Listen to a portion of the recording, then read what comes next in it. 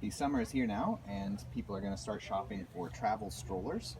So we wanted to take a look at the premier model on the market now for several years, which is the Babyzen Yoyo, and compare it to one of its competitor, I don't want to say copies, but strollers that are intended to fulfill most of the same functions and characteristics as the Babyzen. And this is the Babyjogger City Tour. We are fans of Babyjogger, and this is also quite a nice stroller. So the Babyzen Yoyo won an innovation design in 2010, and its primary function is that it's light and it's small enough when you fold it together to stick into an overhead compartment on an airplane. The other one is also attempting to do the same thing.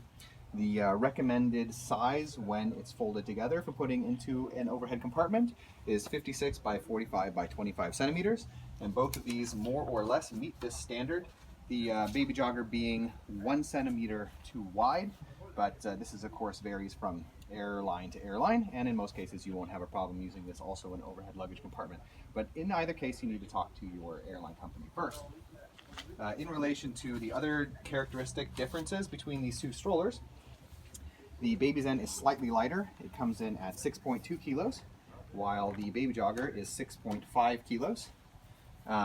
On the other hand, in relation to weight tolerance, the Babyjogger wins. You can put a child that is 20.5 kilos in the seat versus 18 kilos in the seat on the Babyzen. That means you could almost put a 4-year-old in the Babyjogger. No need to do this. They are quite large in most cases for putting in a tiny stroller like that. Make them walk or put them up on dad. In relation to the width of the seat, the Babyzen is 1 centimeter wider, but other than that, they are more or less the same width. One more note on weight tolerance: you can get 8 kilos in the shopping basket of the Babyjogger versus 5 in the shopping basket of the Babyzen.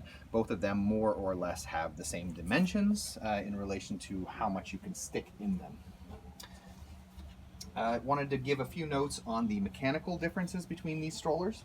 So with the Babyzen, there is very little that can be removed mechanically from the chassis, and this includes the wheels and the brake system, all of which is very difficult to open up.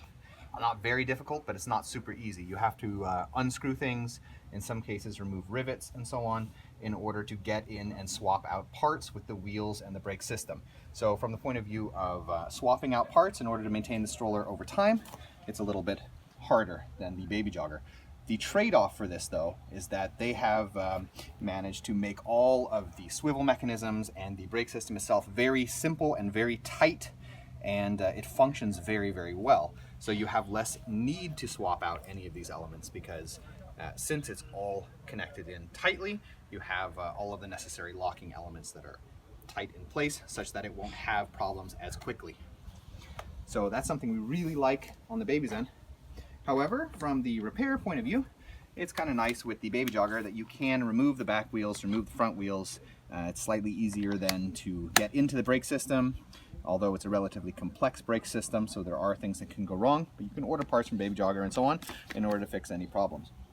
The Babyjogger has their standard easy fold mechanism for closing down the stroller, although it is the newer model, which they put on a lot of the compact models of Babyjogger.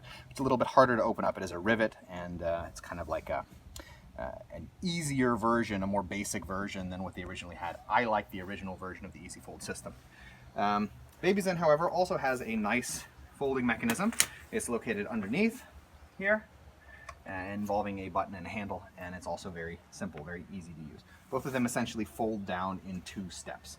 So you're going to do the easy fold, or the underneath clip fold thing, to fold the chassis, and then you're going to flip the handle afterwards. And we'll show that at the end. In relation to ease of use, there are a few notes. So the Babyjogger City Tour, you fold it down, you stick it in a backpack sort of bag, you can put it on your back. The Babyzen also comes with a travel bag, but what I really like about the Babyzen is the little handle that you have here, because what happens is you don't always use that travel bag, so you can just fold this down real quick and flip this strap over your shoulder.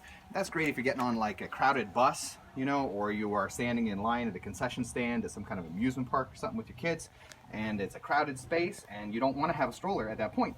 So you don't want to have to pack it right in a bag, but you can just fold it down, flip that strap over your shoulder, and it's incredibly light to carry and so on. In relation to comfort for the child, they both fold down just about as much.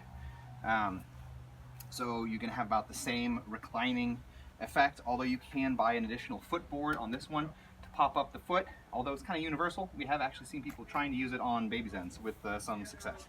So, to go back to age, I wanted to make one final note on the Babyzen, which is that you can actually use this stroller from newborn age as long as you remove the seat, and they have like a bag attachment that you can slip on. So that's actually a little bit of a plus with the Babyzen. In general, both of these are very good strollers. Babyzen is sort of a premier experience, but you're going to get quite a good travel experience from the Babyjogger as well. So it's really up to you, because the key difference between these two strollers is price. The Babyzen clocks in at about $500, while you'll get the City Tour for half of that, and both of them are going to give you an easy travel experience. So it's just sort of up to you if you want to go with the premier stroller that has been the headliner on the market since 2010 in any case. So that's our comparison video. We like both of these strollers, and we hope this video has been helpful to you in perhaps purchasing a new stroller. If it has been useful to you, we ask you subscribe, as it helps us to continue making videos in the future. Thank you.